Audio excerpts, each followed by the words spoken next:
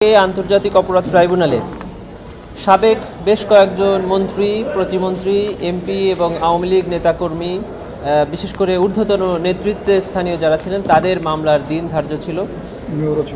তাদেরকে আজকে ট্রাইব্যুনালে হাজির করা হয়েছিল। তাদের মামলার তদন্তের অগ্রগতি প্রতিবেদন ট্রাইব্যুনালে জমা দিয়েছেন তদন্তকারী কর্মকর্তা এবং সাথে সাথে আরও ৩ মাসের সময় প্রার্থনা করেছেন। ট্রাইব্যুনাল সময় মঞ্জুর করেছে এবং এই মামলায় কয়েকটি তদন্ত প্রতিবেদন ইতোমধ্যে বিভিন্নভাবে দাখিল হয়েছে। সেগুলো ফর্মাল চার্জের মাধ্যমে ট্রাইব্যুনালে অলরেডি বিচারের জন্য প্লেস করা হয়েছে।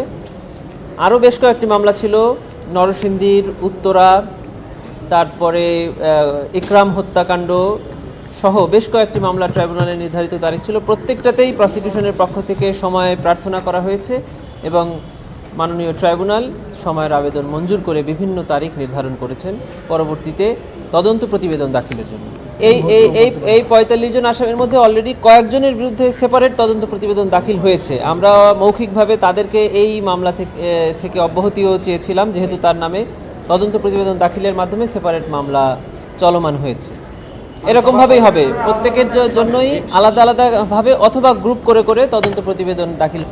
ট্রাইব্যুনালের একটি আদেশ নিয়ে তদন্ত সংস্থা জেলখানাতে ওনার ভয়েস টেস্ট করেছে, ভয়েসের একটা স্যাম্পল নিয়েছেন। এটা একটা আইনগত কাজ করেছে। চৌধুরী আবদুল্লাহ আল মামুনিও এর মামলারও আজকে তদন্ত প্রতিবেদন দাখিলের সময় ছিল। উনি সহ ২৩ জন সেই মামলার আসামি।